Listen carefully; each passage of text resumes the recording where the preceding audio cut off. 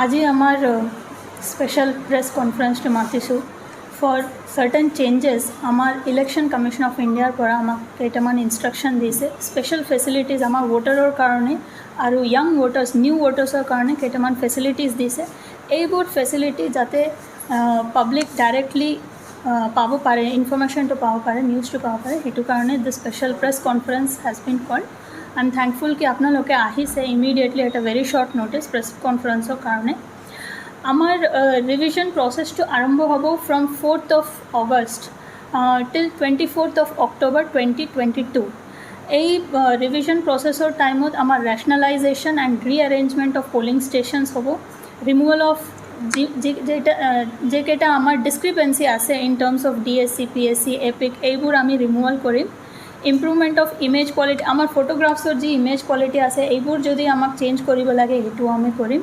আৰু recasting of section or parts of polling stations and finalisation এইটো আমি কৰিম during this revision process that will start from 4/8/2022 to 24/10/2022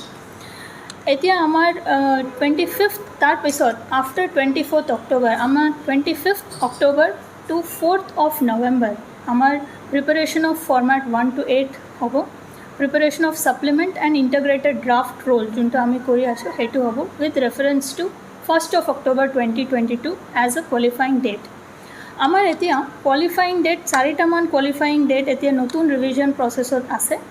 first one is 1st January তাৰপিছত আগতে আমাৰ এটাই কোৱালিফাইং ডেট আছিলে এতিয়া আমাৰ চাৰিটামান হ'ল 1st January 1st April 1st July আৰু 1st October আমাৰ ডিফাৰেণ্ট ডেটছ অফ কোৱালিফাইং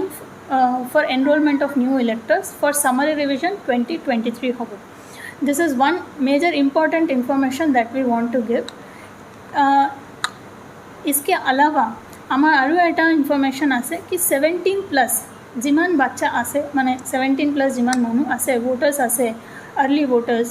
उनके लिए advance application facility is being provided এই advance application facility from October 23rd this October 23rd 2022 পৰা আমি আৰম্ভ কৰি আছোঁ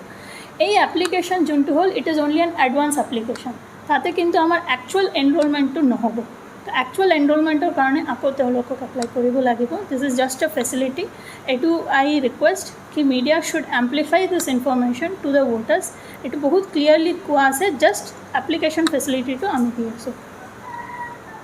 আৰু আমাৰ এতিয়া ফৰ্ম চাৰিটামান আছে 6, 7,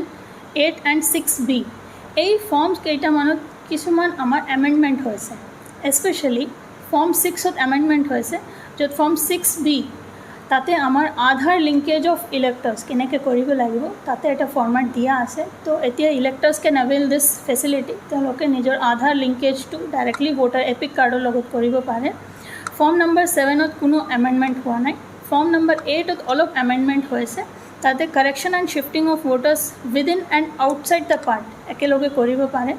তো দিছ ইজ আৰ ৰিকুৱেষ্ট কি যেতিয়া আমাৰ ভোটাৰে ফৰ্মবোৰ